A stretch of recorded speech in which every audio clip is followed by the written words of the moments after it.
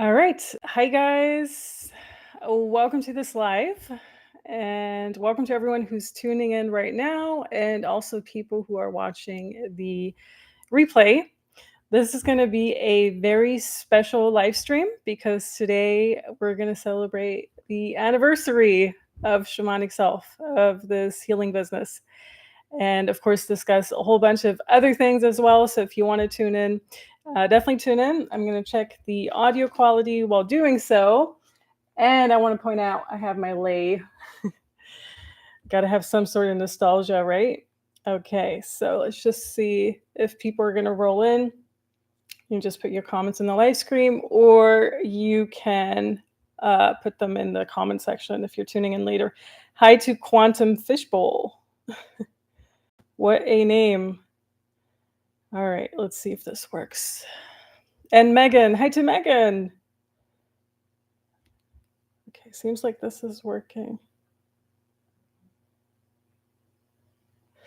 Yeah, if anything, just let me know if the audio quality is going away, as it sometimes does during these live streams, mysteriously.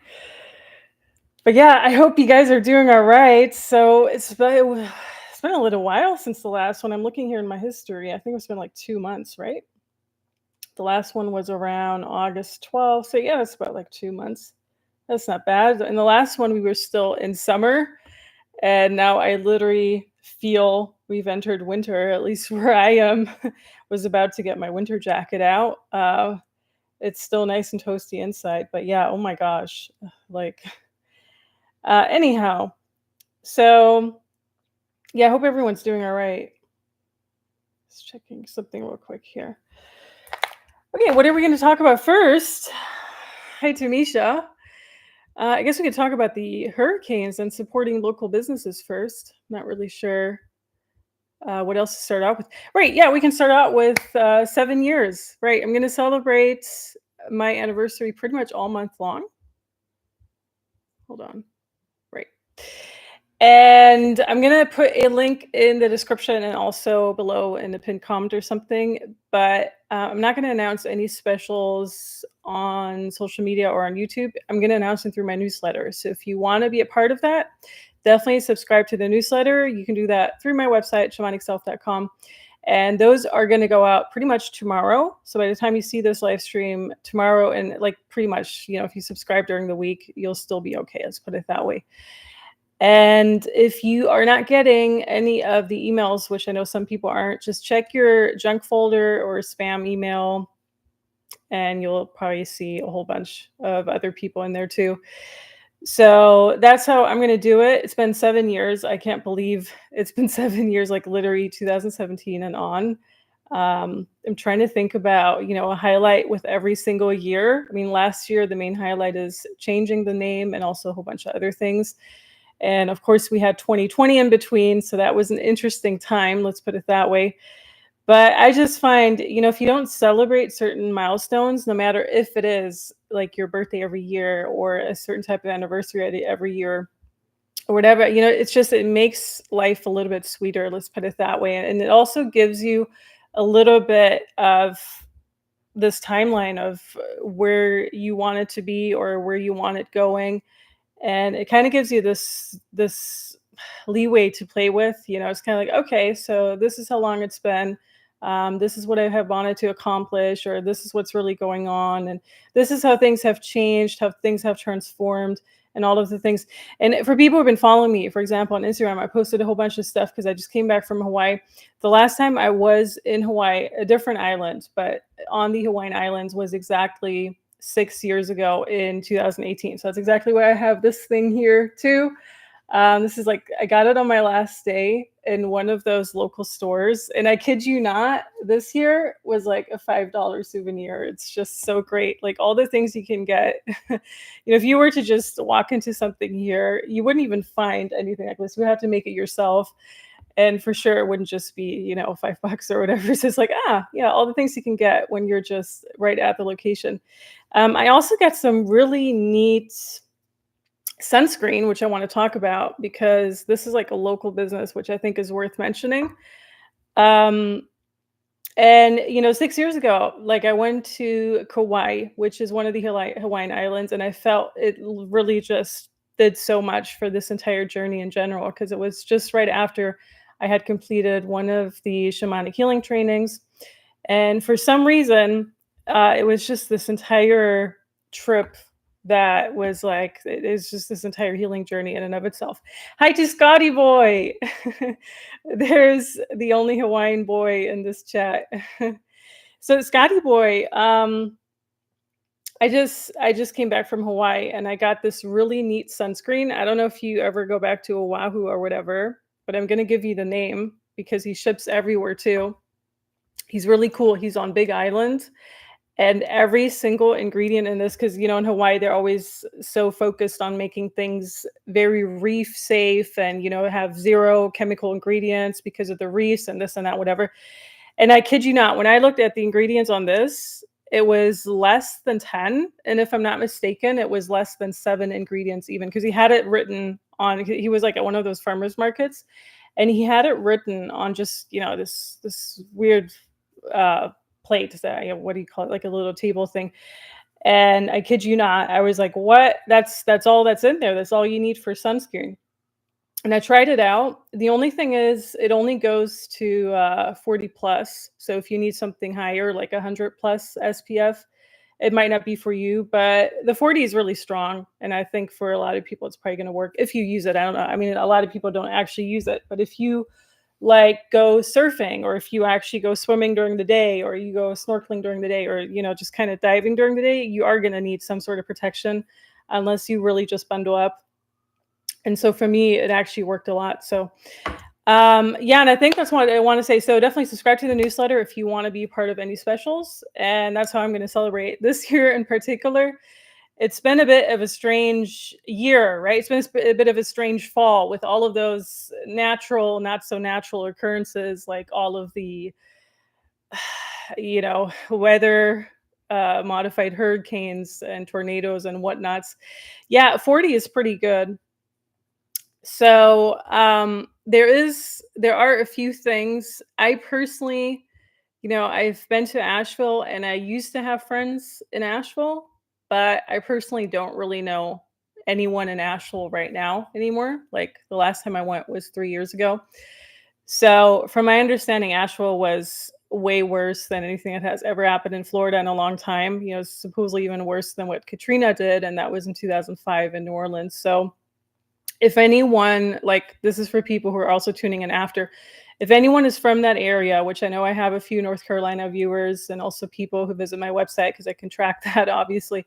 If anyone knows any local organizations that do not go through any of those government funded organizations, or anyhow that we can help, it's just somehow help, whether or not that's just supporting a business, donating a business, or do all of those things, put it below in the comment section or in the live chat. And then once the live chat's over, I'll put it in a summarized comment below this video.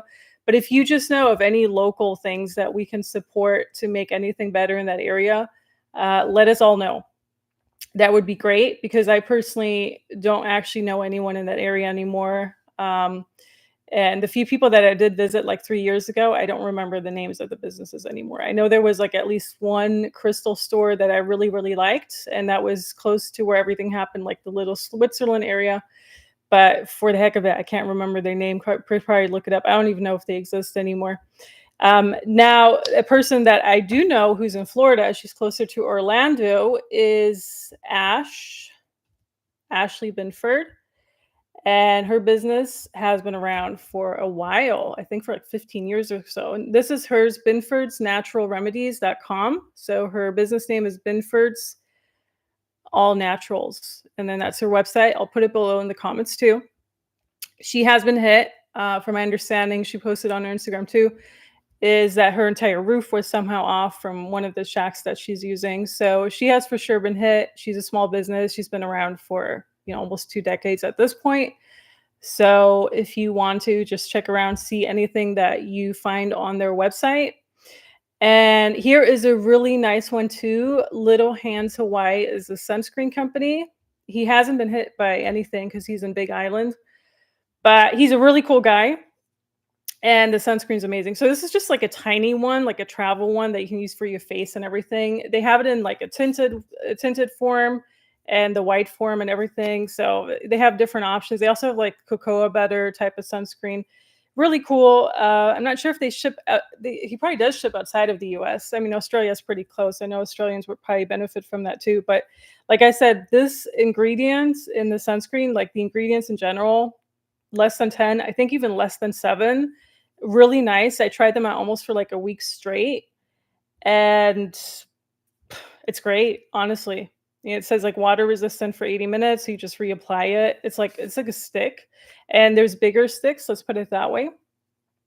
So this is like a tiny one. There's one that's like 3 times as big. I think I just froze. I hate when that happens. So yeah, so those are the 2 businesses that I wanted to mention. And if you want to support a New York City business, let's just, since we're all supporting business today, isn't that like such a joy to call up people that I actually know who I've been in touch with? This is my favorite jewelry business, and she's going to be at the Christmas markets, the holiday markets in New York City. So she's going to be at the Bryant Park one in here in New York. Her name is RK New York City Jewelry, and she actually donates to the Maui fund, whatever happened in Lahaina like a year ago, like the wildfire fund in Hawaii too. So a lot of things happening right now. It seems so tragic, but I think we can influence a lot. Did you go to Waimea, Camilla? So Waimea, gonna look up. I think I did. I went to the one in Kauai, and the one in Big I don't think I went there, to be honest with you. I want to look up where it is right now. Oh, you mean the farmers market? Yeah, yeah, yeah. That's the one. Yeah, I forgot the name of it. That's the one I went to. And the funny thing is, Scotty Boy, they have like 3 farmers markets, so you have to find the right one. And I went to the first one I went to only had like 5 stands or so. And I was like, "Oh, what happened to the farmers markets here?" But it just seems they're all splintered up. So the huge one is somewhere in town. But that's the one I went to, the one in Waimea. Yeah, it's like on the northern tip of Big Island. Yeah, it's fun. It's fun to get away. Uh, did you go there? I thought you were from Oahu. Do people just like travel all over and visit the farmers markets on different islands or something? I don't know. Maybe it's pretty well known. Okay, so that's what I wanted to mention from the start.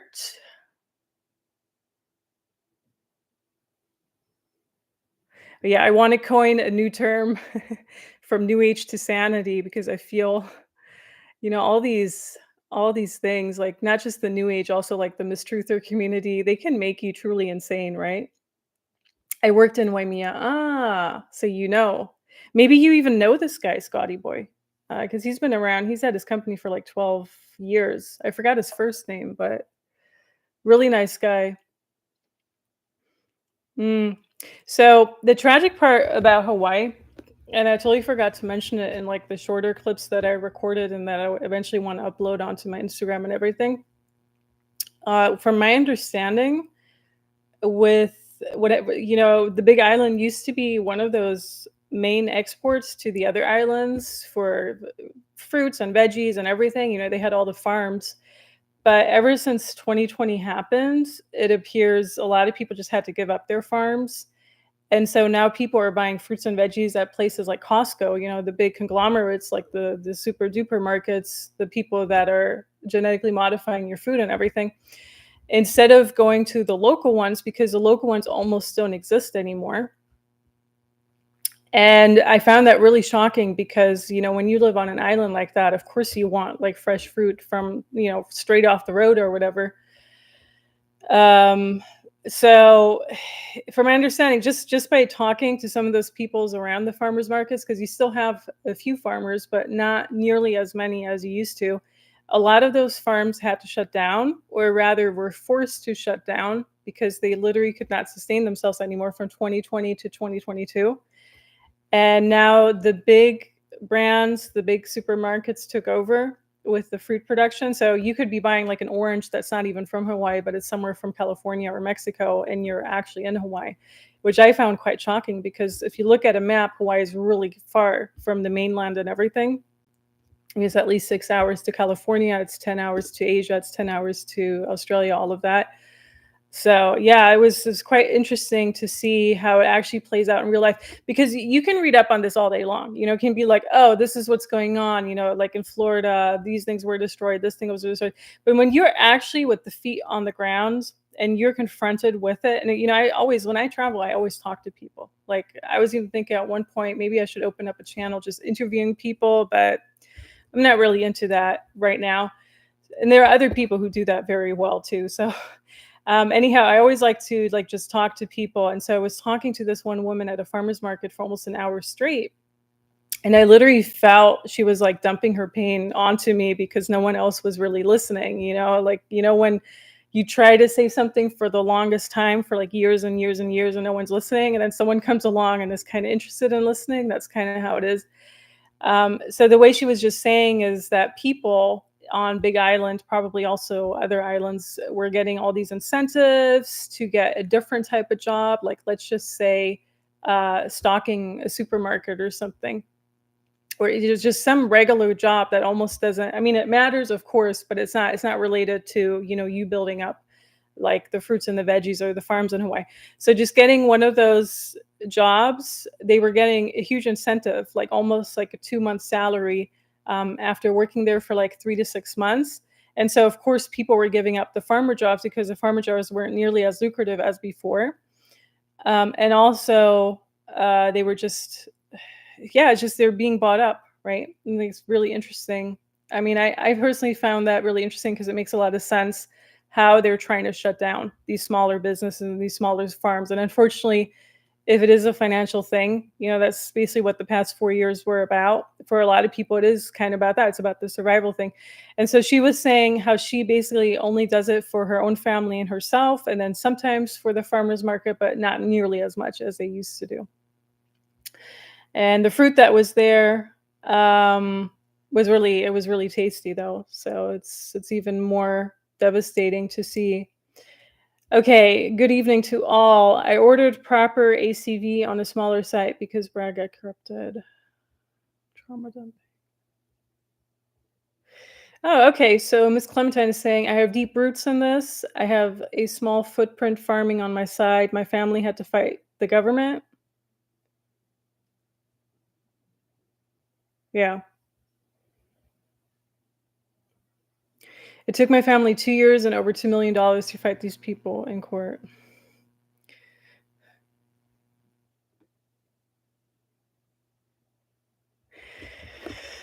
I don't know if it means chatty Scotty boy. I found this story really interesting. So, just something to consider. And obviously, if it's happening in Hawaii, if anyone who's ever been to Hawaii, Hawaii is not necessarily the most modern area of the US because it's an island that's really far from the mainland, which works in its favor, but can also work against its favor, obviously. So what I always found really appealing, I think at this point it's been there like 3 times to 3 different islands though.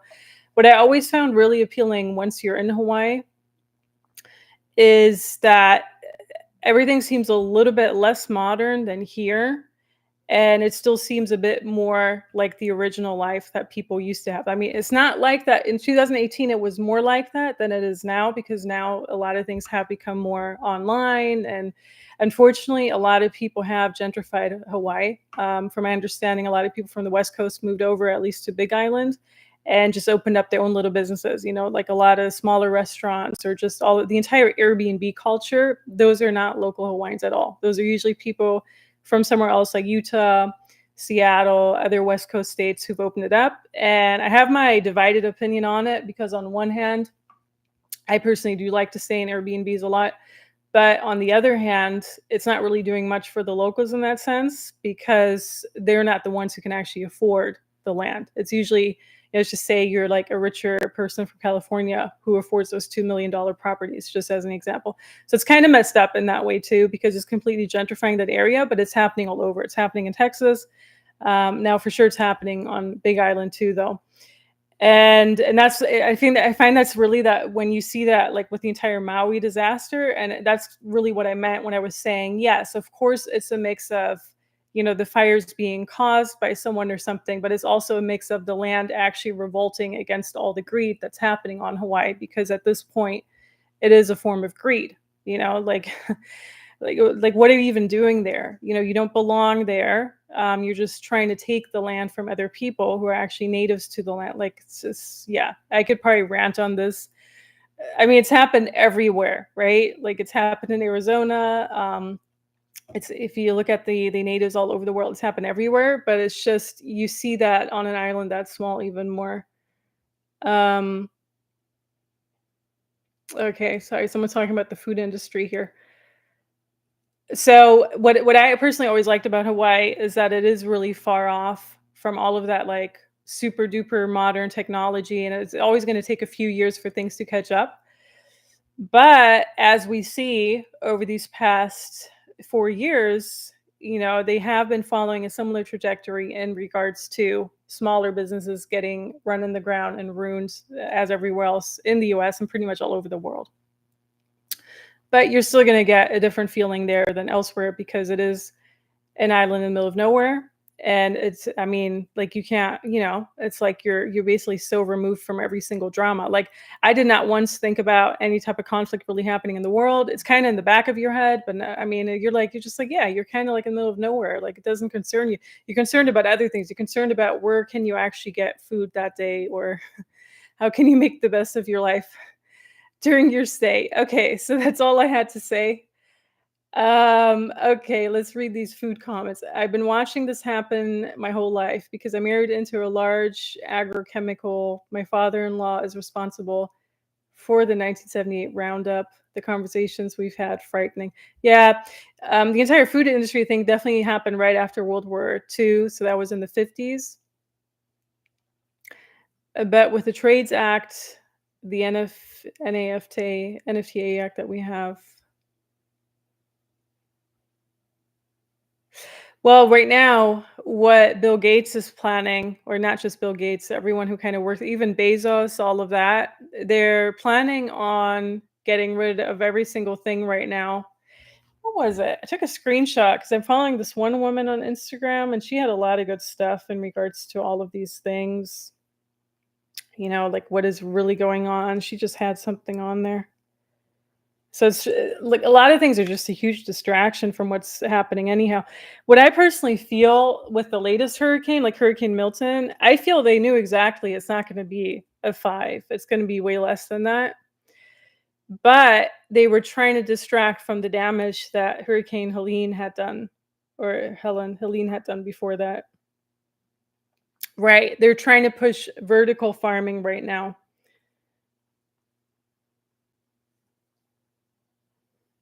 Okay. So there's this new thing called vertical farming, and is also promoted by Bayer, which Bayer is one of those huge companies.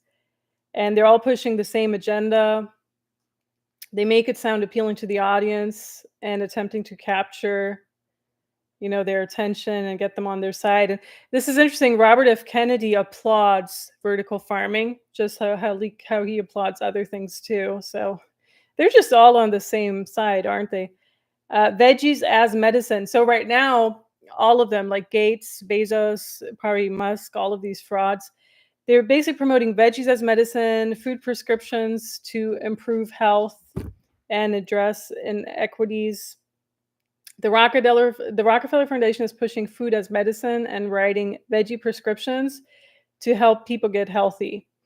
But we all know they're not doing this to actually help people get healthy. It's because they want their new gene edited precision nano food that's already being served up to the public. So that's basically, you got to keep that in the back of your mind. And they had one of those farms. It's not like a rooftop farm, but it's a different farm here in Brooklyn, where it's called the Square Roots. It's an indoor urban farming company, and it's founded by Elon Musk's younger brother, who's Kimball Musk. And this is back in 2016 already. But his mission is to bring fresh local food to cities around the world by empowering younger generations to participate in urban farming. And the way these farms work, they don't even operate with soil anymore, but it's literally just kind of like these arrow plant thingies. So you kind of have like a test tube and it comes out there. It's a bit hard to explain unless you've seen it. Vertical urban farms are their answer to so many of the problems they actually created, which is very true. And Microsoft Research is heavily invested in the vertical farming industry. Microsoft is developing AI for plant growth automation, among other things. As long as this research makes strides, vertical farming will become increasingly cost effective. So that's basically what they want to do. Hanging crops. It's not necessarily like hanging crops, but it basically is completely artificial. Like you're going into a lab setting and they're kind of like in this test tube thing, and they don't like, some of them don't even need soil anymore, which is kind of freaky. I knew someone who'd been doing that since 2014 on, but this new vertical farming, it basically means current vertical farming investors mean business. They are out to save the world and make large profits in the process. A few names are Bill Gates, Jeff Bezos, Google Ventures, IKEA, and Walmart invest millions in vertical farming. Do you seriously think any of these people are on your side? They're not on your side. So, like she already said, they create the problems now. Like they get rid of all the farms like they did in Hawaii, for example, or also how they're getting rid of every single thing that was around Asheville, North Carolina and whatnot. They had a lot of farmland and everything there, like Tennessee. Tennessee got hit really bad too. So they're creating those problems with their weather modification, whatever they're doing. I don't even know how much we can say on this particular channel, but I think we all know what it is. All trustworthy names. Yeah, I know. Their interest isn't piqued by shared values alone. They see a market that welcomes indoor plant growth, and industry giants worldwide are slowly following the footsteps of Gates, Bezos, IKEA, and Google, which begs the questions, what does vertical farming mean to investors? So there you go. So it's basically like all the psychos, right? Like everyone who kind of wants you complacent. And what's really important right now is to support small local farms if you can. Eat seasonally and locally. You don't need an orange when it's not in season. What you need right now, like right now where I am, we still have a lot of farms around it. Like right now, it's actually a great season because it's October when I'm recording this. We have like pumpkins, we have apples, we have, I don't know, I got to go to a farming and like we're going to go next weekend, but we actually have stuff, like on the local farms that you can, they do a whole bunch of stuff just for the fall. In general, you can go through a corn maze or whatever you want. But it is important to just eat seasonally and locally. When I order from the Amish, which are close to here, I mean, close-ish, not super close, but they're for sure closer than if you were in Utah or elsewhere. So they're like 2 hours or so, and you can order, and someone brings it like once a week or so. But when I order from them, every week their menu changes, menu in the sense of what they have to offer, because, obviously it's not going to be the same in the winter and the summer because it's seasonally. And that's more organic than anything you will ever find in a supermarket. Or grow your own food, shop less at grocery stores, more at co-ops. Co-ops are great things. They don't exist everywhere, but for sure in the local cities. And farmers markets, we have a lot of farmers markets here. Community supported agriculture. Stop supporting conglomerates. And I personally just followed this homesteady account online too, because I'm like, yeah, it's really important to just start making everything from scratch, like bread from scratch, like not just bread, but just random stuff, like everything you want from scratch.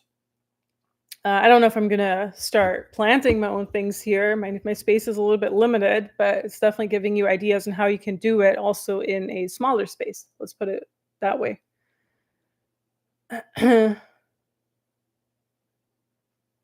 Okay, hold on. There's so much here. Okay, right. For weather warfare, making more money on their end, forcing people to have to sell out, the insurance companies, if too many places get injured all at once, right? They're legally allowed to say, okay, we can't help you. Merging prions with plants, which they've released in the early 2000s. Tomatoes, corn, wheat, alfalfa can uptake prions. Prions is a bioweapon. Oh, interesting. Prion. Hope I'm pronouncing that right. Leading to brain damage, fatal neurological disease. Hmm. Well, I mean, all I have to say, if you just go to places like, Germany, the Netherlands, they've had greenhouses for the longest of times. They've had greenhouses ever since I grew up, probably since like the 80s and 90s, definitely 2000s and on. So greenhouses are not necessarily natural either. And it's pretty known. I mean, at least when I was around, it was pretty known that whenever you get tomatoes from a Dutch greenhouse, they're gonna taste like absolutely nothing, and they were probably already doing their gene modified manipulations back then already, and this is like 20 plus years ago. I mean, way before. They must have started this way before, but that's as far as I can look back. Um, the people in power don't want to take all your rights away, they just don't want you to get in their way. Well, that's debatable. If you look at places like China, it does appear they wanna take all your rights away. She has a phenomenal book on toxic legacy. Oh, okay. Who is that? I don't see a name.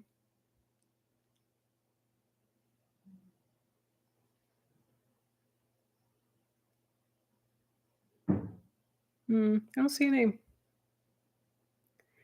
BioShock and the Superman 5 movie referenced this.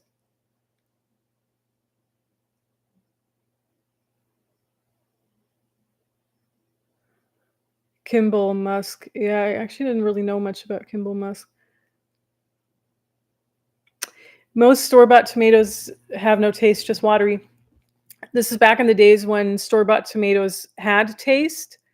But I do agree with you. For example, when I was in Australia in 2019, that's the first thing I noticed when I just went to one of their stores, which they have stores like Woolworth or whatever, like a Woolly, like one of those supermarket, like random supermarkets, not a farmer's market, where they also have green markets and farmers markets, which are great. But you would just get like a random something from the supermarket, and I would get all their veggies, like even avocados, and I'm just like, "This is not nourishing me." Like, I would eat it, I would actually make food with it, just say I make, like, a little, egg breakfast, avocado toast omelet or whatever in the morning. I would legit 2 hours later be hungry again because it would not nourish me at all, and that was in Australia already, where it's like, "Wow, okay." But, I mean, it's true, a lot of tomatoes nowadays from those supermarket, they don't taste good. But back in the day, you still had more options than now, I feel. It's just getting murkier and murkier, right? Always room for herbs. Yes. Yeah, I should do my own herbs. No, I'm saying that because literally, I wish I could show you, but I had like this really nice I had one plant which my friend gave me, and my only task, because she moved to Nashville, Tennessee, and this is 3 years ago. My only task was to actually keep her plant alive. It's not an herbal plant, it's not whatever, but I literally had one plant, and it was a beautiful plant. And over the past few weeks, it somehow is slowly dying. And, I haven't really changed anything. Like, I didn't change where I put this plant. I didn't change the amount of times I watered it. It definitely survived summers here before. It's survived winters before. But this plant is somehow not surviving. So if someone's suggesting I should put herbs in this apartment, I'm not sure if that's the best idea. But you need to be careful whenever they keep pushing things at you. Activated charcoal. You have enough electricity and pure charcoal to make graphene. The mushrooms, yes, they can help many of us. Hmm. I don't really do activated charcoal. Okay, so the name is Stephanie Seneff, MIT graduate PhD.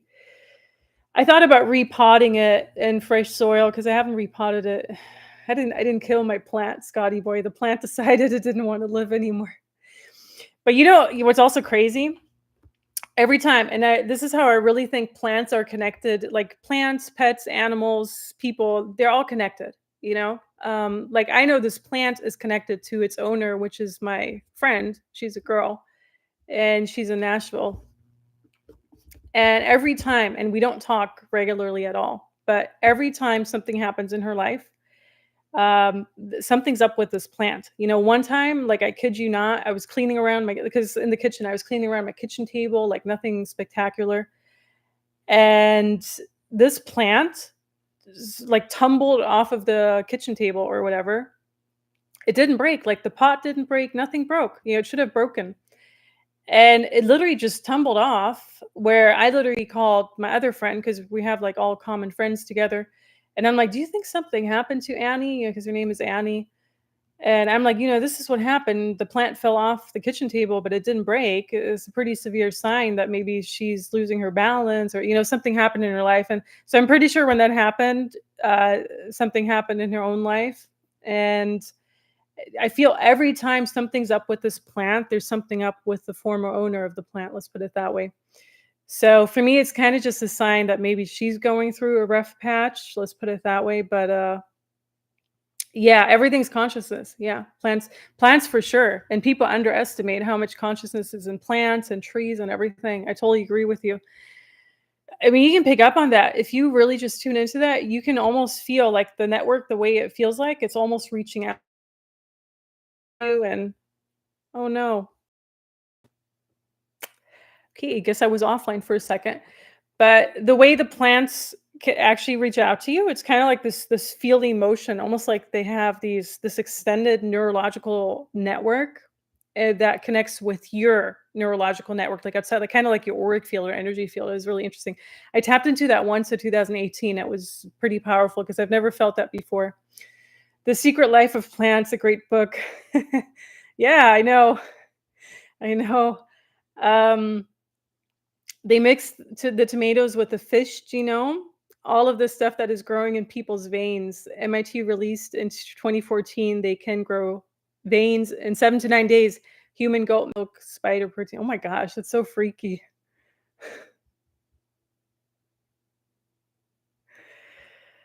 Um, do you remember whenever they made the rainbow fish and mixed it with human beings, the jellyfish genome? I don't remember those things, but I'm sure someone will. This was to make the luciferias so that they could see the neuron to neuron yeah. Oh, here's a good comment. I've noticed the same thing with the moringa tree I planted in front of my window. Whenever I'm not doing well, my tree isn't doing well. Yeah. And I really do feel, because I don't even know why she didn't take her plant with her, because she didn't take a plane. She literally drove a car down. She could have put her plant in her car. Because it doesn't take up that much space, honestly. But for some reason, she decided it's better off here with me. And I mean, for me, a cactus would be ideal. Like, I don't have to water it, I don't have to take care of it. Every time I want to go somewhere for longer than just a week or so, I always have to worry about this plant. And I always be like, okay, is it going to survive on the water that I'm watering it? What I also started doing is I started having, because I looked it up online. I have like this here, and then I have like thread from this into the pot, and I do that with like four different what do you call that? Four different glasses of water. And when I was gone once for like almost a month or so, I literally came back and the 4 cups of water were all empty, but the plant was still alive. Um, and I'm like, wow. So you kind of take like a cotton thread or something, you put it in and then you put it in the pot so that the plant can slowly feed through it and get water. And I looked it up online because I'm like, I wonder if there's a way for me to keep this plant alive when I'm gone for so long. It was like 3.5 weeks. And lo and behold, it actually worked. I was really surprised about that, but I didn't really know what else to do because it was kind of like, I think it was last minute or something, where I couldn't really ask a person to take the plant or whatever. And people aren't really good with plants anyhow, like you either get people who kill your plant or people who don't care, or maybe you get a person that really cares for your plant. The plant has a life of its own. It chose you, I guess so. That's funny. um okay, these are my plant. I can't believe we're like 40 minutes in already. Okay, let's just read more plant comps. A plant is diamagnetic. It is imperative to have paramagnetic rock or rock dust whenever you are growing plants. Huh. When the microbes break down the other minerals in the soil as well as the paramagnetic rock dust, it forms a lipid around the minerals. It will attract the diamagnetic roots human beings can't see. Ah, yeah, that makes sense. They can't see but glow. Here's the thing, we actually have a connection to this energy. Your blood is paramagnetic. Your whole body is a biofield. You have over 4 trillion volts going. Yeah, it makes a lot of sense because literally when I just tapped into that, I just felt my entire energy field was, I mean, for lack of a better word, kind of like this vibrating, and the plant was vibrating too, and it was kind of reaching out. It's kind of like this mushroom network. I don't even know how to describe it. It was kind of like this network. You know, when you see the roots of a plant, it was tiny, tiny, thin roots that were kind of. It felt like they were reaching out into my energy field, and it's kind of like, I guess it's like thin hair of the plant. That's the best way I can describe it. And I was kind of just like you had to close your eyes, and I was kind of just interacting with that. It was really interesting, actually. Um, yeah. So I actually saved that tree. My grandma had this beautiful moringa tree cut down in the backyard, and I saved the branch and planted it, and now it's a beautiful tree. See, that's how you can just grow life from almost everything, right? Okay, let me look at my notes here real quick. Okay, so I think that's what I want to say in regards to the hurricanes. I mean, I think it's quite obvious that nothing of that is natural, right? I mean, everyone who's following this channel at least knows. Also, the northern lights, right? With the northern lights, the more you see in areas where you're not supposed to see them, you've actually seen them here in New York City, which you usually don't see them at all, and you've seen them in places like the Mediterranean, or you've seen them somewhere in England. You know, you usually don't see them there at all because first of all, it's way too foggy. And second of all, it's not natural. And I saw this other person who legit said, "Oh yeah, this is natural. This is the planet actually changing its vibration. And now we're having northern lights in areas where it's not common." But no, it's all just the machine they're using, you know, call it the HAAR and then P, or whatever other machine. I don't even care whatever other modification machine they're using for the weather. You know, I'm not an expert in that. I don't actually care about it that much. It's probably the same machine that's linked to the eclipse. I do want to point that out though.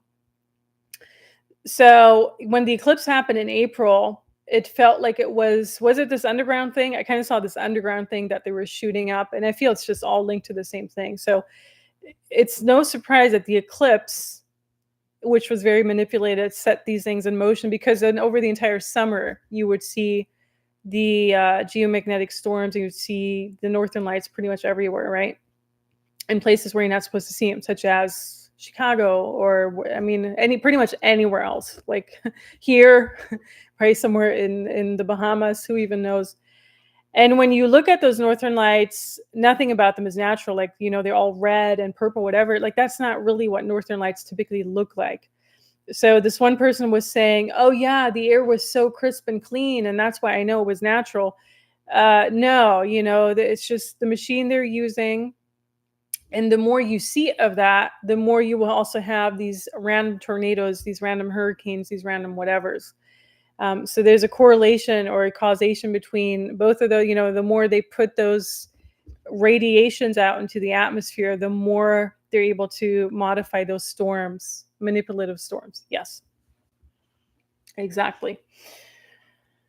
Oh, we actually have someone who lives in Florida too. I will say about the hurricane, a couple of days before, the energy here felt really dark. I was noticing everyone in my house felt really tense. Yes, I believe that. And also, I saw some really interesting videos on, I don't know if it was TikTok or some other medium, where they were posting a whole bunch about um, the birds. You know, the birds, random, like cranes, random birds. Like, first of all, the birds are confused as heck because it's not natural, and they can pick up on that. You know, they can barely even go into their winter slumber or go wherever they want to go in the winter, which is usually around Florida, which it's also so heartbreaking. All the animals that were affected, you know, like Um, was manta rays. Now, what do you have around Saratoga Springs? Those huge thingies. Saratoga. No, Sarasota. Sarasota. Swim with yeah, manatees. The manatees. I always wanted to do that. That's closer to Tampa. So you can actually swim with manatees, which are these huge, floppy, hippo-like looking animals, but they're underwater. Yeah, the manatees. And those came belly up in those areas and everything. So the birds acting really confused, but also the birds trying to usher the birds all together in like a group, being like, we're going to stay together somehow. And the cranes going from like house to house. That's the videos that I saw. Geoengineered transhumanism under an ionized sky. Elena Freeland. Study the backs of the book, the best whistleblowing book of our times. You want to understand 70 years of tech and biology. Makes sense. The aurora in the Blue Mountains. Yeah, aurora around Sydney. Yeah, so I mean, it's quite clear that it's not natural. I actually don't understand this. I mean, it was a so-called psychic or whatever. I actually don't understand how someone can even be confused about this. But mind you, we still have people promoting like Trump or Harris or any of these scam politicians. So there you go. So much to their psychic insight. Like if someone's still asking, "Ooh, is Mr. T the good person, or is Harris actually a bad person, or who's the good, who's the bad person?" Like you haven't really understood what this is about. Like if you actually still think your vote counts, no. No, a plane, no matter what country you're in, it doesn't even matter if you're in the US or if you're in Europe or if you're in Australia, wherever you are. Yeah, I wanted to swim with the manatees, but I never got it. Like the last time I was in that area, it was like Clearwater and Tampa was in 2014, and I never got to swim with them. And ever since then, I've never returned. And I guess that area got hit the most. So ask Miss Cleo. Wait, who's my husband?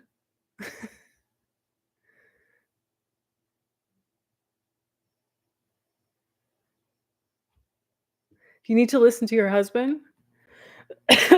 Whose husband? Okay, hold on. I wrote a piece in 2012. In 1992, my cousin warned us about something very important: the split of the United States. He stated before he talked about it, when two people get together, they make a microphone. In 2011, whenever I posted my article, my husband asked me, "Don't post that. People don't think like you. You're going to stick out like a sore thumb." Oh, yeah. I laughed at him 7 minutes after he left. We were around. No technology. 3 messages, the woman took my breath away. You need to listen to your husband. Yeah. Okay, gotcha. You need to listen to your husband. He's right. People don't think like you. I wrote on bioengineering and geoengineering with the nano aerosols over electrifying your atmosphere, quasi nano crystal tech. I didn't delete for 8 days. We got severely messed with, severely, and every day I was sent the same message. On the 8th day, they flattened all four tires on all 3 of our vehicles.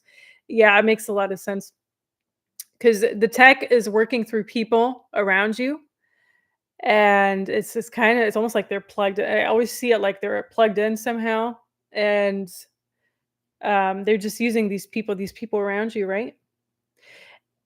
Every entity that's on this earthly plane, insects, birds, all of the things in the ocean, sharks swimming away, all of the killer whales attacking specific boats, all of the birds going. Okay, hold on.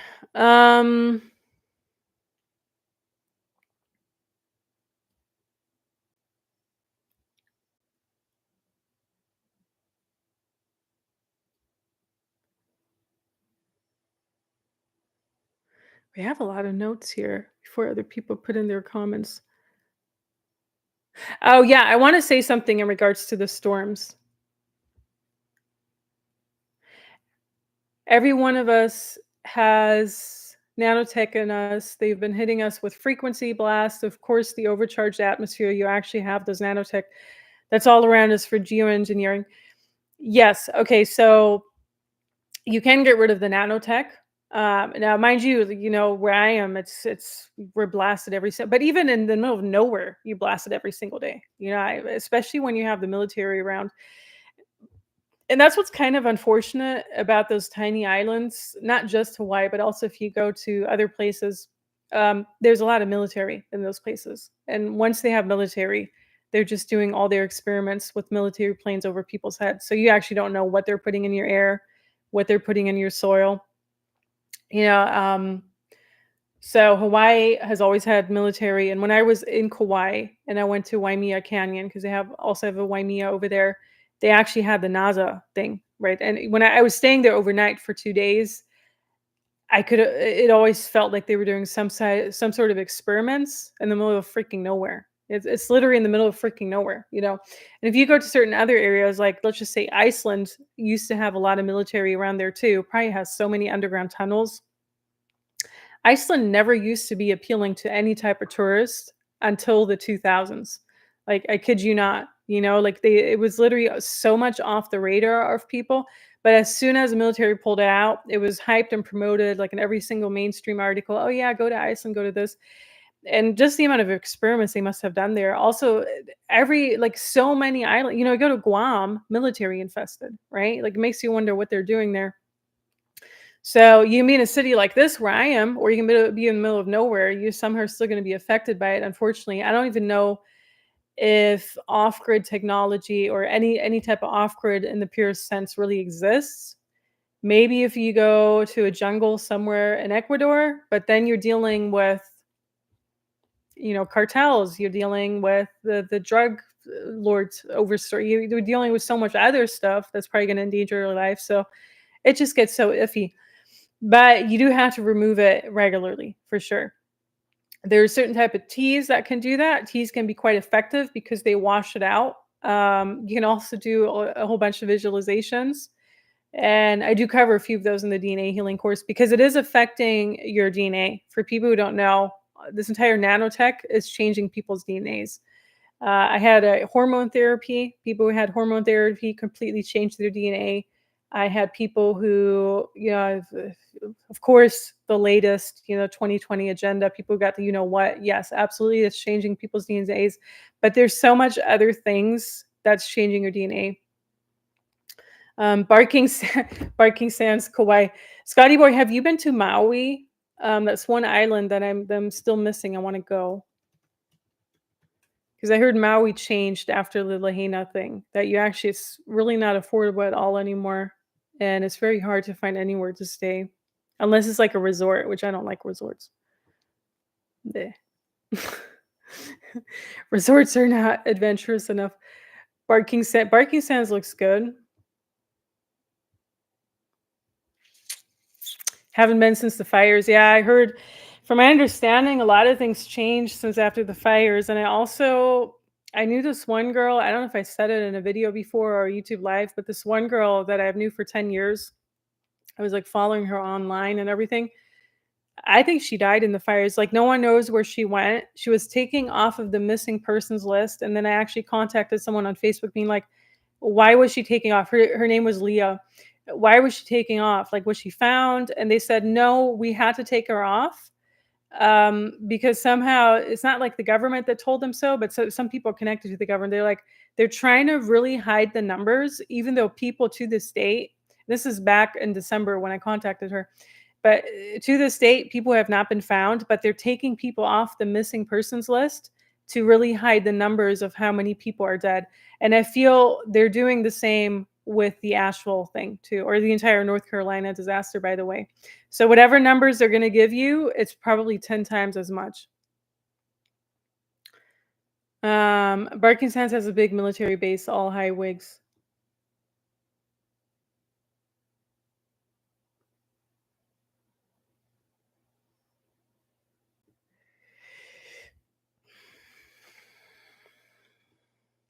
Well, you don't even have to. Honestly, you don't have to go to Barking Sands to find military. You can just find it wherever you go on those islands. It's all over.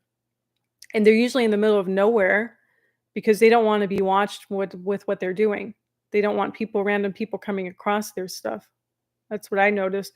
Like they would be on the highest mountaintop, somewhere on Big Island where I just went recently, because no one's going to drive all the way up there.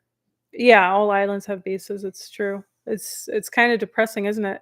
Even Cyprus, like, I mean, Cyprus is not that surprising, but Cyprus has like 3 to 4 different military presences. You know, it has British, it has Cypriot, which doesn't count because they're tiny. It used to have Greek, it has Turkish, and it has Americans there too. And who knows what at this point, probably Lebanese, Israeli. But it's a tiny island. Like, why are you putting so much military presence on that island? This is not just about the conflict. This is about other things that are going on there. It's very strange. Okay, so I have to look just as an example. You know, you can find that in other places too. Like Iceland used to have so much military presence. Oh, I recently read up on this city. It's in China. It's called Chongqing or Chongqing. I don't know. It's spelled like this. I'm gonna put it in the chat. And it has like 32 million people supposedly. But you want to talk about how the mistruthers always say like the soul trap reality. Well, you don't really have to go far. All you do is go to this Chinese city, and you're going to be trapped there indefinitely because, according to the videos that I've seen online, you're basically here. Let's just say you're somewhere on the 18th floor. That's your apartment building, and you go a few stories down or up, and you're on a different level. And then you try to go down to the lowest level, but every time you try to go, it's kind of like a video game almost. Every time you try to go down to a lower level, lower, you never hit the ground floor. There's always another ground that's below you where you can actually see cabs or see something honking. And it's almost like this maze where you can never get out. And every time you think you're on the ground level and you're finally, you can't go further, there's still another ground level there. So it's basically just a nightmare, a nightmare of a city. Um, and that's in Chongqing or whatever. It sounds like a really interesting city, but I'm not sure I would go there because maybe I won't find the place back, the route back to the airport. So maybe you'll be trapped in that city indefinitely. I don't know how a cab driver would find back to the airport. They must know their way really, really well. But I found that to be just a really interesting concept. Let's put it that way. You can never find the ground level. Yeah. So that's in China. That's like another level that they're pulling off. I also want to remind people that at one point, the world population was 5 million. So this supposed 8 billion people that we have now, it makes perfect sense. If you talk about background characters or however you even want to call them, I had some statistics here. I did all of this in the morning because I'm like, I have to take screenshots of this. Like, I'm not going to remember this. Um, the world population was 5 million people. They say approximately around 8,000 BCE. I don't think it was that long ago. I think it was just like a few thousand years ago, even. They're obviously messing with our time. But the 8 billionth baby was literally born when? In 2023. And the time we're going to hit 9 billion, they're projecting, is going to be in 2037. So that's their agenda, so much to depopulating us. They're not planning to depopulate us at all. They're just planning to create more and more background characters. That's what they're really doing. And here's the kicker. The 2 billionth person was born when? In 1927. So over the past 100 years, we've gained more than 6 billion people. Absolutely impossible. Like, where are all these so-called souls coming from, right? It's not possible. The only solution to that is that not everyone here walking around here is an actual soul. So if you just really go to the original number of 5 million, which we had that original number, what type of video was that? One of the I don't even know. I pre-recorded these videos like weeks in advance because I did not want to do anything on my vacation. But was it amount of souls, soul creation, different simulation? So one of that, like one of them said, what did they say? 300 million. I forgot that number. Was it 3 million or 300 million? Whatever the Hindu deities were, like 300 million, whatever, or 3 million. So at one point, I think it's probably closer to like 5 million, or it might even be closer to like the 100,000 or 200,000 that New Agers always claim, like the 144,000. It might even be closer to that number, that those are the actual souls, but maybe not that small. So, anyhow, 5 million at one point. But even if you just think about 5 million, and probably a lot of those were already background characters, it makes a lot of sense. So, 8 billion, impossible. And they want us at 9 billion within the next 13 years. You just have to imagine this. And we've supposedly grown 6 billion over the past 100 years. I mean, that's just, how is this even possible, right? It's not. I mean, they're doing cloning. First of all, I don't even know if the numbers are really right, because, like I already said, certain areas feel really, really deserted. Meaning, I go somewhere, I keep meeting the same people over and over again. Or when you run into people, like some people just don't even look real. But that's just a topic for a whole different video, I almost think. And on the other hand, if you do go to certain areas, and you just say Cairo or somewhere in India, it does feel like it's a million or a billion people around you. But it's almost like, okay, but what are these people doing? Like, yeah, you can be like a street handler, like someone with a market fair, or your own little table shop, or whatever you do, trying to sell your stuff to tourists in Cairo.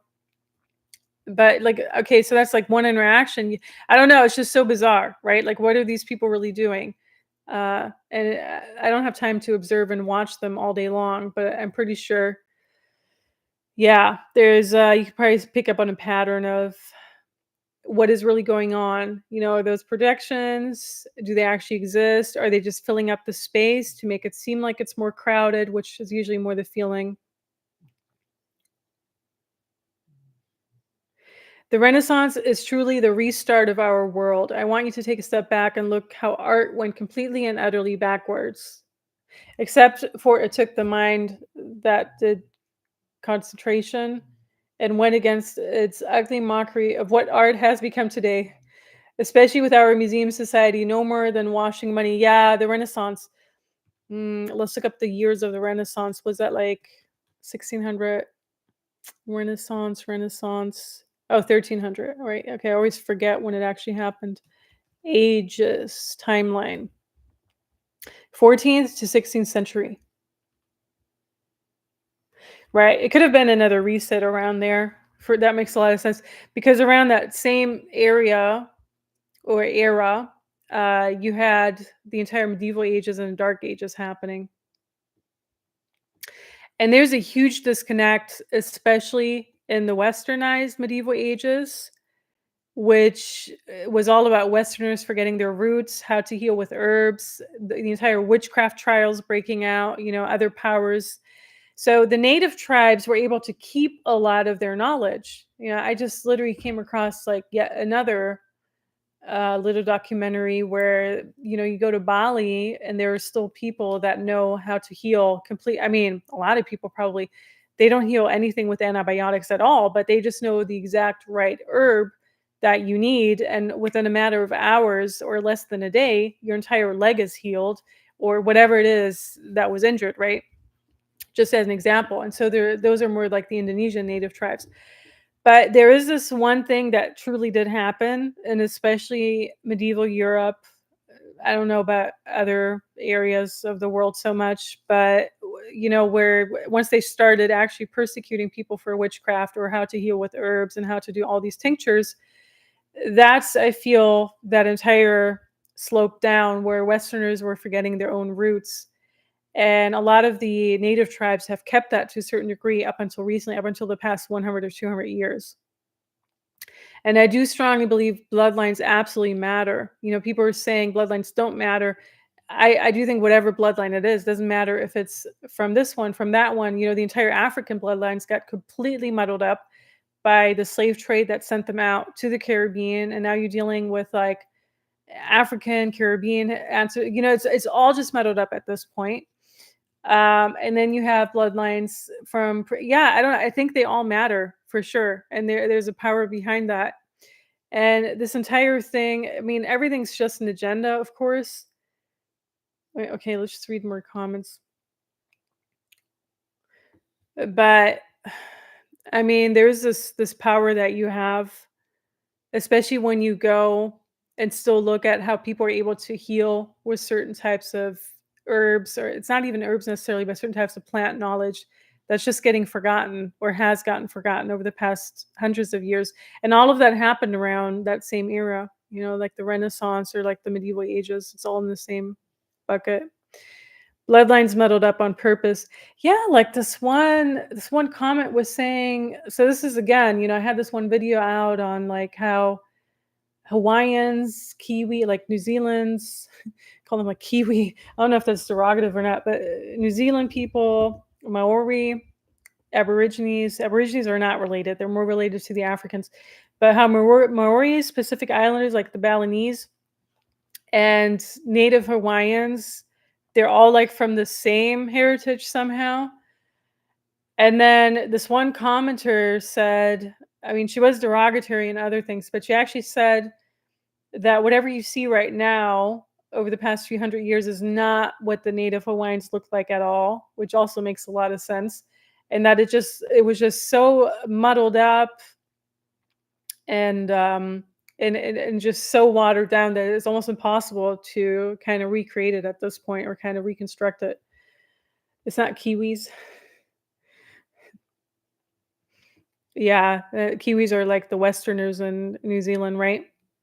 Maori. But if you look at the way that Maori, mm, no, Maori look a little bit different. It's hard to find like a proper Maori because even there the bloodline has been completely muddled up. But if you look at how they look like and how what's supposedly, natives and Pacific Islanders, like all of them, what they look like, they do look very similar. As opposed to the Aborigines, they look completely different, right? Like those really do have more of that way darker skin, different nose, like everything, completely different facial features. And even the way they talk. I went to this one place, like they say wahine in Hawaii for woman, and they say the same in New Zealand. Wahine and kahine, or whatever the male version is. Like they even have it above a restroom. It's like, oh, this is for the wahine, and this is for the kahine. I don't even know what the male version is. The cane, yeah, the kane. Yeah, I don't even know how you pronounce that. But it's the same. It's the same in New Zealand. It's the exact same expression. Like, how are they not related? They're using the same words, Like the German and the English language are related too. They're in a very extended way, they're on the same language branch. And then if you want to go even further, some of the Scandinavian languages are related to that too. But I mean, as opposed to the Latin languages like Italian, Spanish, Romanian, those are completely different. All right, sorry. It's like someone's still commenting on all the other stuff. Okay, I'm going to go through that later. I want to go through this list of notes that I have. Okay, supporting personal businesses. So we kind of mentioned those. Yeah,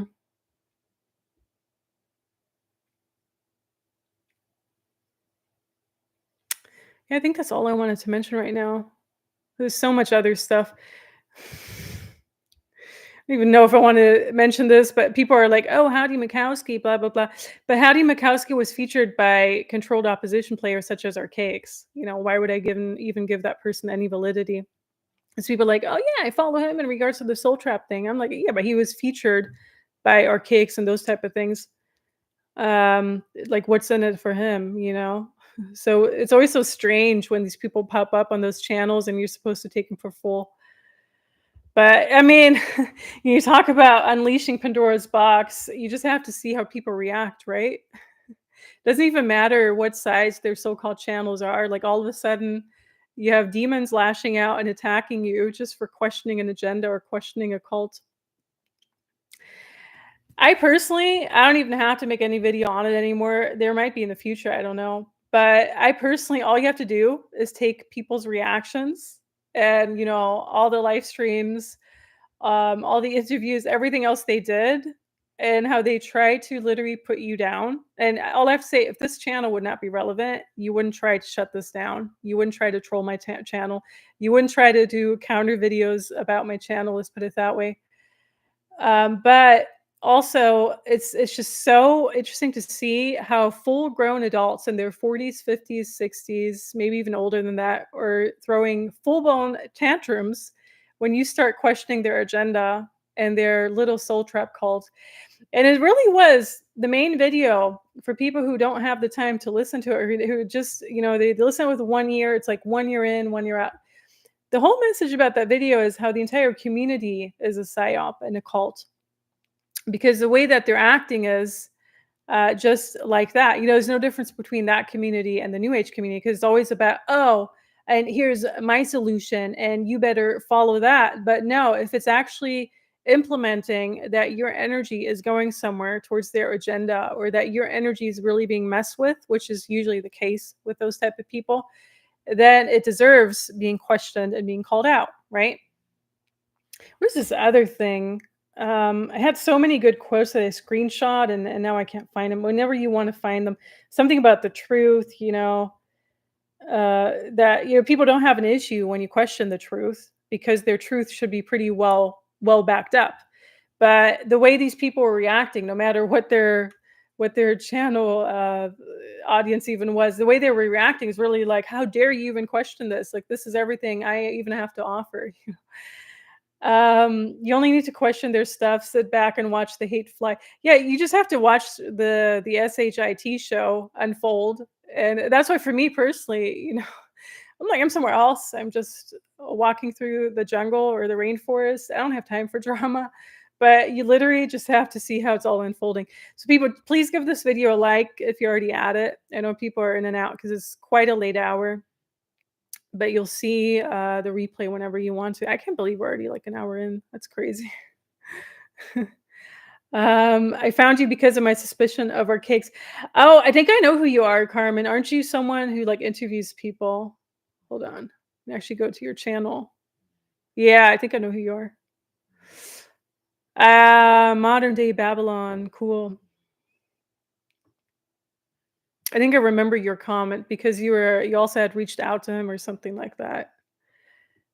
Yeah. Hold on. My mom was the first Morgellons. They say the Hawaiian people came from Tahiti. Yeah, I mean, it's probably all related. But you have the exact. So then the Tahiti people also came to New Zealand, most likely, right? Because New Zealand and Hawaiian language seems to be pretty much the same or very similar if they're using the same word for woman and man. I mean, there's no coincidence. I don't know.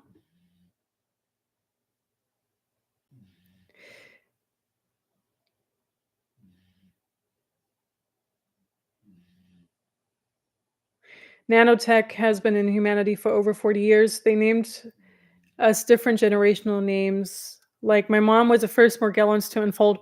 You know what's so interesting, Miss Clementine or Clementine? I was in this group. It was a Morgellons group on Facebook, and I was a part of it since 2015 on. I have no idea why. I don't think I had more. I mean, maybe we all have Morgellons. I don't know. Somehow, I think my one friend recommended it because you kind of had like these half awake people in there, who are questioning their reality, but then they're part of like the alien agenda or New Age agenda or whatever. So anyhow, long story short, I was part of this group for a really long time. And all of a sudden, over 2020, 2021, they changed their name to something different, some sort of protocol name.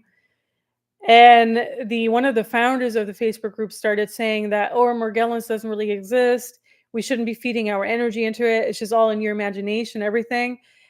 So that was really one thing where, I do think it exists and all of that. But that was like that one major thing where they started to, shove it underneath the rug and pretend it doesn't exist at all. But I do think we're dealing with more of that for sure. And when I first started doing my heavy metal detox protocol, which was around that time, like 2021, I could feel like literally things crawling underneath my skin. And I really feel it was all the purging, because it was purging for almost a month straight. I would do this every single day and purging for a month straight. I couldn't sleep for the first 2 nights I was doing this. I could not sleep at all. Like I fell asleep at 4 o'clock in the morning.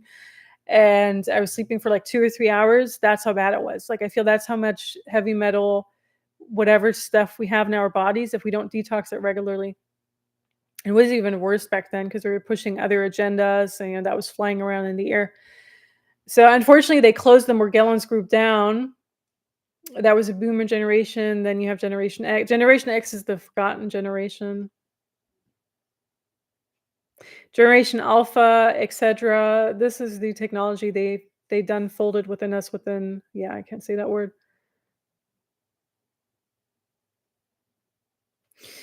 My grandmother was a darker bloodline, but because she married the whitest man that she could, a German who was kind of racist, I stopped that. Yeah, yeah, muddling up of the bloodlines. 100% Moroccan. Yeah, Middle East has a lot of original bloodlines. Middle East and Africa and all of that. Possibly even like, what used to be China, like the original. I really wish, yeah, this is like 200 years ago, but I really wish I could have known the original China, not what we have now, like the entire AI overpopulated city type of China. It just gives you so much anxiety. When I look at videos of how tourists, and like these are mainly Chinese tourists in China. Did you see this video or this picture of people visiting the Chinese wall? Like, you couldn't even move. That's how many people were there. It's crazy. Like, where are all these people coming from, right?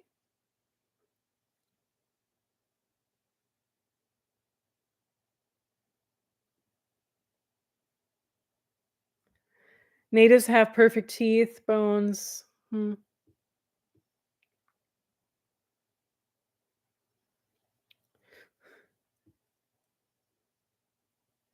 Oh yeah, Jay Mata. The past 2 days were crazy, chaotic full moon energy. I felt so depressed I could feel energy of sadness for no reason. I know, same.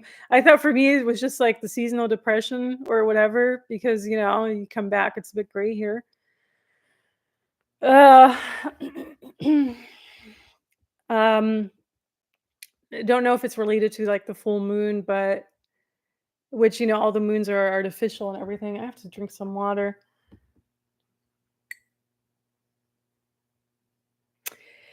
Uh, I mean, I think they're just pulling off a lot, like, especially with this entire hurricane tech, not just here, also in other countries. We're not even hearing of all the tragedies in other countries, right? We're not hearing what happens in, like, Middle East aside, but didn't you have some in India happening too, or somewhere like in Nepal or Tibet?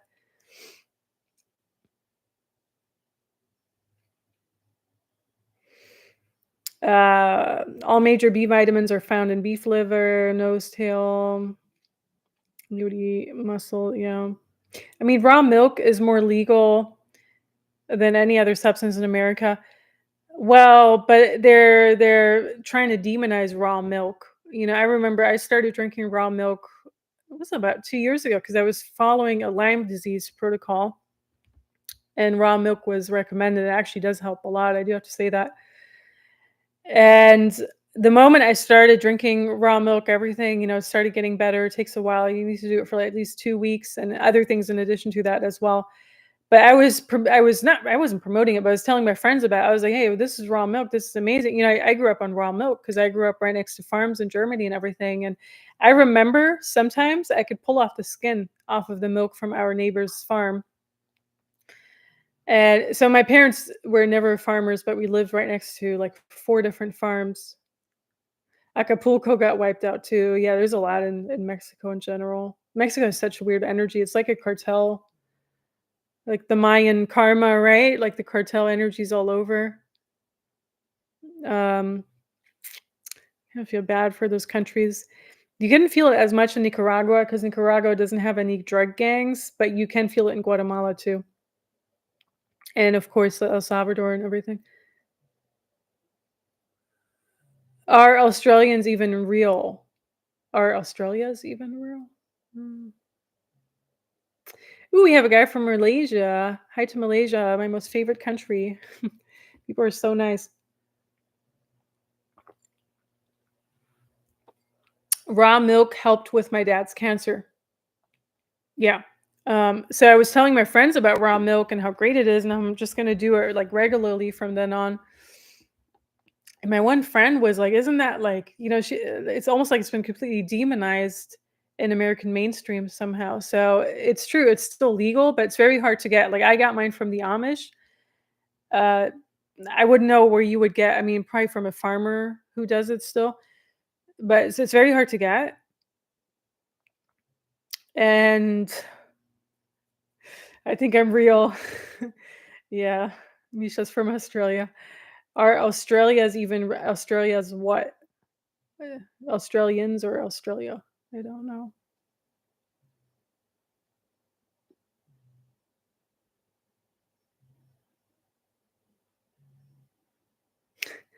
My great grandfather and great grandmother are 13th cousins. Yeah, that used to happen back in the days too. Still happen. Like somewhere in Alabama, I'm sure it still happens.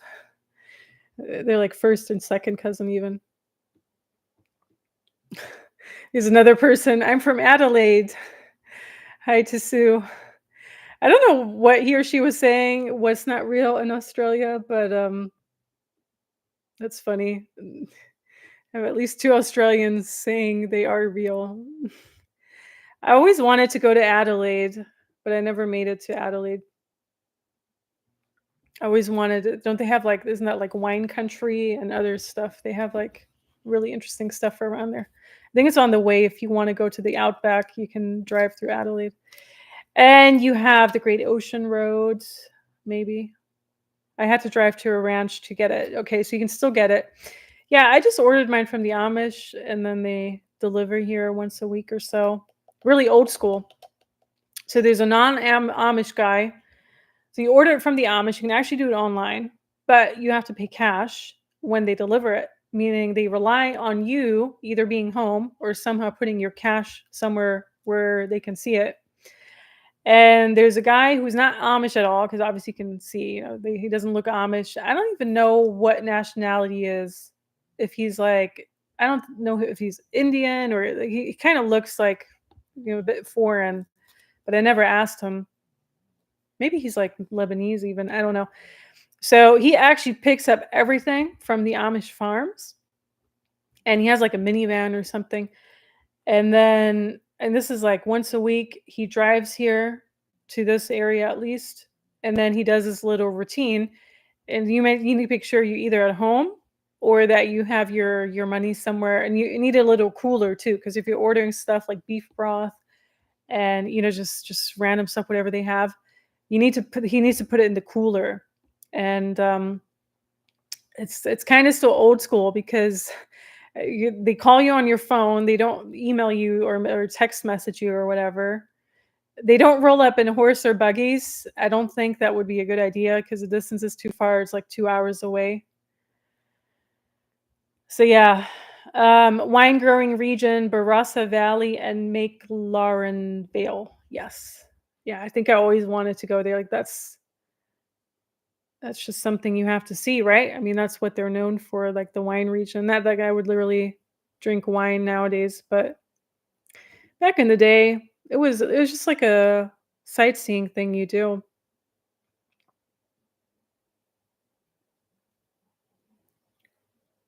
The future doesn't look bright at all whatsoever, depressing as heck. The best quote I've read on the future is the only way you can predict your future is to create it. So get on to creating your future. And I do think we have way more power over that, by the way. I always wanted to travel, but then travel started getting weird after 9/11. Yes. When it got really weird was in the 2005 and on when they started doing the liquid thing. That's when things got really weird. I was thinking about this actually on my last trip. I was like, I remember the days where you could take 2 bags with you and you didn't have to pay for it. You could check your 2 suitcases. You never had to pay for that. And nowadays, you can barely take a carry-on without paying for it. Some airlines want you to pay for something other than a purse. And it's a huge issue with them losing your bags and luggage and everything. And of course, the entire liquid thing. So, I completely went back to like everything a bar. I have like shampoo bars, conditioner bars, soap bars everywhere. Like I have like a million bars just so I can circumvent that entire liquid thing, which is actually the best thing ever because the shampoo bars that I have, oh, they're actually New Zealand. They're from Etiquette. Really good. Really, really good. Amazing brands for people who want to try them out. Um, and they last forever. They're actually really worth it. Like they probably last you 4 to 5 months or so. I remember when you could check 2 bags for free. Yeah, me too. As depressing as it sounds, like, I actually remember those days. Um, I'm always attacked before I go in the plane. Why? It's probably because of my big mouth. Hmm. See, I never have an issue with so far, I know I never had an issue with flight attendants because I'm actually pretty good with people in person, and I always know when they're trying to get at you too. You always know when to keep my mouth shut because that person's somehow either in a bad mood or it's literally an entity working through them. I'm like, okay, we're not gonna get kicked off of the flight because of this stupid person, or we're not gonna not be being led on here. Like I need to make this flight somehow. But I did when I do run into issues, it's usually like the last 2 times it was in Phoenix, Arizona, in that airport, and it's usually like the stupid back check. Like I have like two. So I have like a backpack, and then I have like a smaller bag. And what I've also started doing over the past 6+ years is I carry like a little fanny pack, like a tiny fanny pack that has like my wallet in it or whatever. And no one cares. Lufthansa never cared. Like all of those major airlines never cared. But for some reason, American, which I'm an American Airlines member, okay, like I actually have my points with them. And I've had that for like 15 years or so. Every time they see that stupid fanny pack, they're like, "Oh, no, put it in your try to squeeze it in your backpack or your other bag. Like you're only 2 bags allowed." And I'm like, "Are you for real?" Like I'm not even holding a suitcase, like a carry-on suitcase, because they usually want you to check that. They usually never have enough overhead storage bin room. They always want you to check your suitcase. But when you hold like a little it's like a little duffel bag. It's really just small, and that's how I travel for like 3 weeks straight. By the way, um, they usually it doesn't matter. Those are 2 tiny bags. What does another tiny bag matter? It doesn't matter. It's still not going to add up to like a little suitcase. But for some reason, the last few times, like one time in 2022, and then this year too, one random American Airlines employee didn't like my face or didn't like that I had 3 bags. I don't know. And so I had to demonstrate in front of them how I can squeeze it into my actual duffel bag. I'm like, yeah, see, it works. Of course it works. I was actually happy. So I had to take like my cell phone out of it and stuff, but it worked. And I'm like, I'm not paying for another bag just because you're in a foul mood. Yeah, it's like so in regards to travel, if they don't like your face, I feel they're just gonna make your life hard.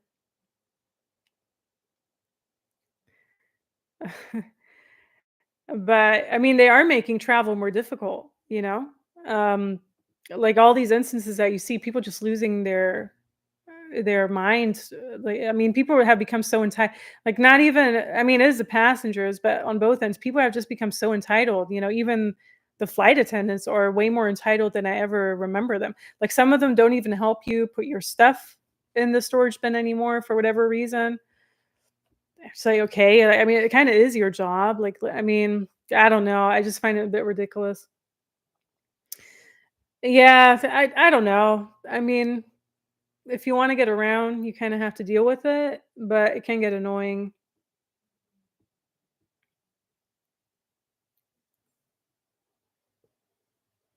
I lost the comments here. Oh, I think it's not Etiquette, I think it's Ethique. That's the shampoo brand name.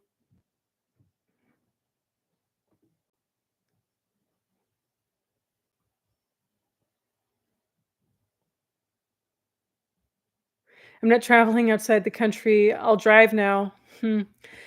You're a testament to the brilliance travel adds to one's life. You seem to have been to so many places. So cool. Yeah, I mean, I do have to say the jet lag gets really old and I'm kind of over it at this point. But once you're somewhere else, unless you're there just for a few days, once you're somewhere else, it is good because it's important to see what's going on in the world and it's important to connect with other cultures and people, right? And you can read about it or have these TikTok, Instagram videos that you can see it all through video, but it's still not the same as actually being there. Because once you're actually on the land or in the country that you want to be in, the energy just feels so different. For everyone, it's going to feel different. But especially when you're tapped into that more, because you're already doing some type of energy work or you're just more attuned to it, you're more empathic to it anyhow. It's just going to feel way different than the media wants you to believe or than anyone could really tell you. Um, they get rid of so much buttermilk, cheese, yeah. Mhm. Right, the Amish are being hit really hard, I agree. Mennonites and Amish. Mm.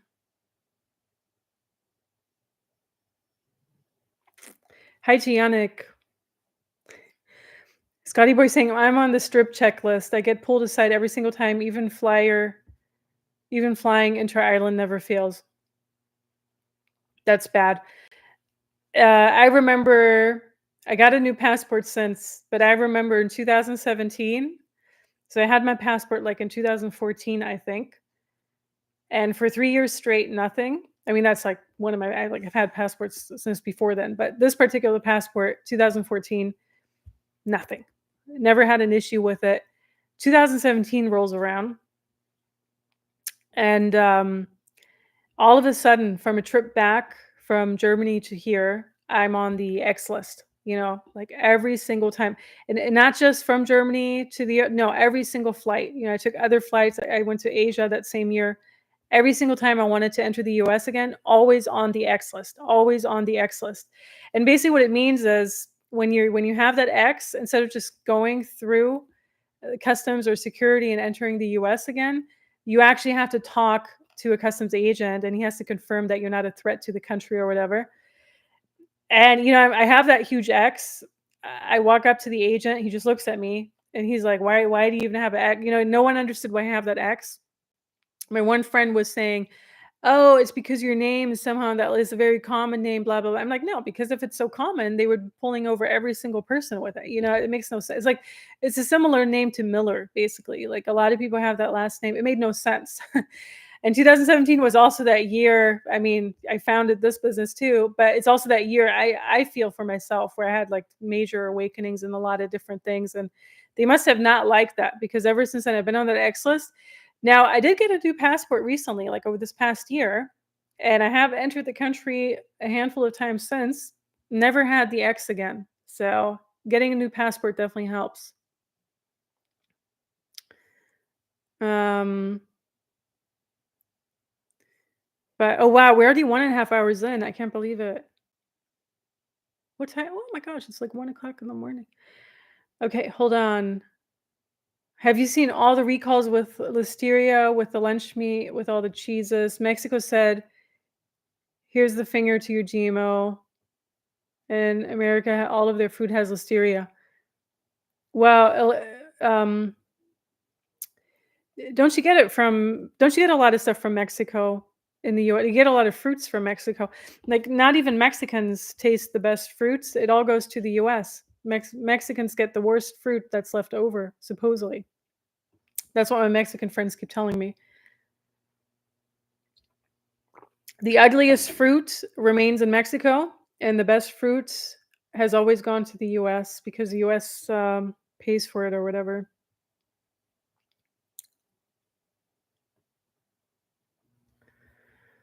The breakdown of our society needs to happen. Humanity stands up whenever they fail hard. They fall hard. Yeah. Well,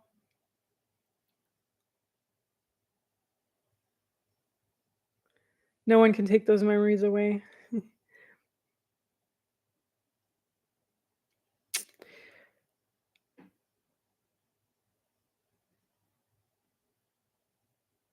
Okay. These are a lot of comments.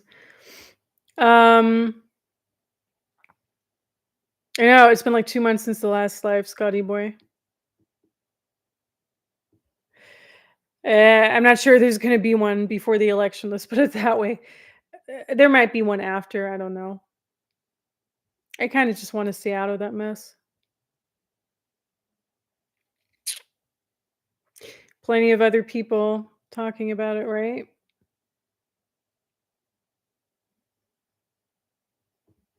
Yeah, okay. So I think that's all I wanted to cover from my end. I mean, there's always so much to cover. Looking through my notes here. Um, yeah. All right. So I'm just going to reiterate. Uh, if you want to be part of the anniversary specials, you need to sign up to the newsletter. You can find that on my website, and they're not going to be announced on social media or YouTube or whatever. And other than that, I don't know what else. So yes, I guess we didn't really celebrate. We're celebrating with water. Milestones to look back onto. I don't know if someone has milestones. Pop them below. Just thought it would be nice to pop in and see how everyone's doing. Yeah, I mean, I know Yannick's always posting in the Telegram chat because he finds random stuff. Uh, all right, so I think we're just gonna shut this down. And thank you so much for participating. I hope you have an amazing day ahead, amazing night whenever you see this. If you have any topics to discuss in the future, put them in the comment section if you're seeing this in replay. And yeah, I'll talk to you really soon again. Until then, bye guys.